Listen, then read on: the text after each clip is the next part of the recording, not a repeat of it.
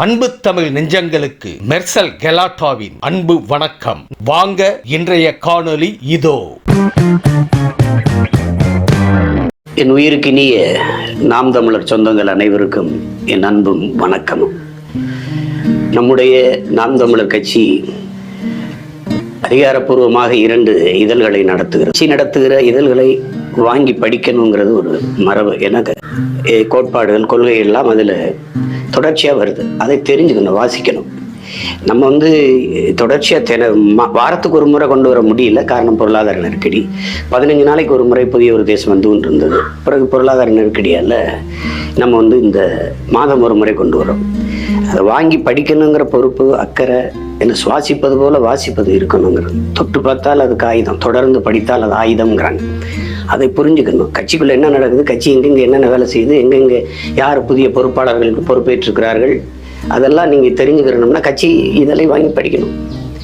பண்பாட்டு மெய்யியல் தளத்தில் இது வேள்விச்சு எங்குது. அரசியல் பொதுத்தளத்தில் நம்ம எல்லா செய்திகளையும் சுமந்துட்டு நம்மளோட புதிய ஒரு தேசம் செய்வோம் வருது. யார் அதுக்கு உடனே உழைக்கிறதில்லை. புதிய ஒரு தேசம் உங்களுக்கு தெரியும், தம்பி கார்த்திக் உரையாலே அரும்பாடு விட்டதை நடத்திட்டு இருக்காரு. அதோட கூட்டங்களை பேசுறது, விவாதங்களில் பங்கேற்கிறது, வலையொலியில் காணொலி போடுவது, அதற்கு பிறகு இந்த இதழை நடத்துவது. ஒரு மனிதன் எவ்வளவு உழைக்கிறாரு பாருங்க. அதே மாதிரி தான் தம்பி செந்தில்நாதன் சேவார் அவர்கள்.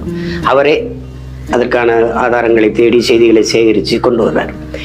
அதில் நீங்கள் அதை இதழை வாங்கி படிக்கும்போது உங்கள் பகுதியில் நடந்த முக்கியமான போராட்டங்கள், ஆர்ப்பாட்டங்கள், செய்திகள் அதை இங்கே கொடுக்கலாம். அது வெளியாகும். அதில் நீங்கள் கவிதைகள், கட்டுரைகள், ஆக்கப்பூர்வமான எவ்வளவோ இதிலே செய்யலாம்.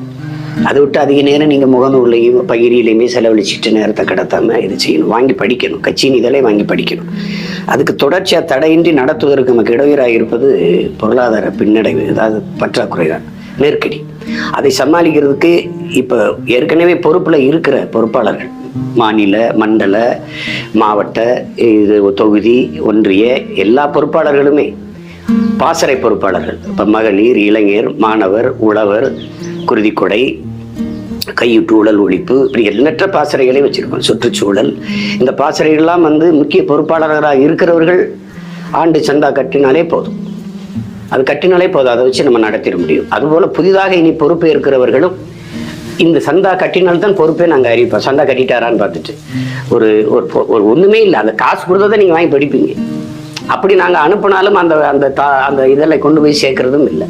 நாங்கள் கஷ்டப்பட்டு கடன் உடனே வாங்கி அங்கே வாங்கி அவரை பிடிச்சி இவரை பிடிச்சி கெஞ்சி வாங்கி அச்சிட்டா அது பல ஆயிரக்கணக்கில் அங்கே கட்சியில் உள்ளத்தில் கிடக்கும்போது பார்க்கும்போது அவ்வளோ வலிக்குது. அதை நம்ம கூட்டங்களில் நம்ம கொடுக்கும்போது, நம்ம பிள்ளைகள் கொடுக்கும்போது இப்போ பணம் கொடுத்து வாங்கி படிக்கிற பழக்கத்தை வச்சுக்கணும். படிக்கணும். முதல்ல கட்சியில் என்ன நடக்குதுன்னு தெரிஞ்சுக்கணும்ல. அப்போதான் நாளைக்கு தற்கறிவு வளரும். கட்சி சம்பந்தமாக ஒரு கேள்வி எழுப்புனா அதுக்கு எடுத்து வாதங்களை வைக்கிறதுக்கான நம்ம அந்த அறிவு கூர்மை எப்படி வரும்? எது நம்ம கோட்பாடு, எது நம்ம கொள்கை, எது நம்ம பாதை, எதை நோக்கி நம்ம பயணிக்கிறோம் தெரிஞ்சுக்கிறாம கட்சியிலிருந்து என்ன பயன்?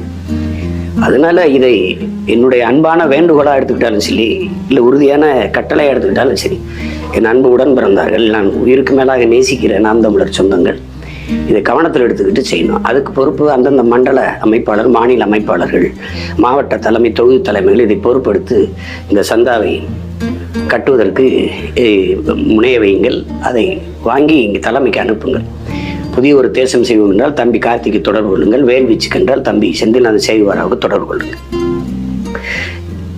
மறுபடியும் இதை பலமுறை நான் பேசிட்டேன். திரும்ப என்னை பேச வைக்காதீங்க. இப்போ ரொம்ப நெருக்கடிக்கு அப்புறம் தான் இது ஒரு காணொலியாக வெளியிடணும்னு வருது. ஒரு மாதத்துக்கு ஒரு முறை இந்த இதழ்கள் வெளிவருகிறது.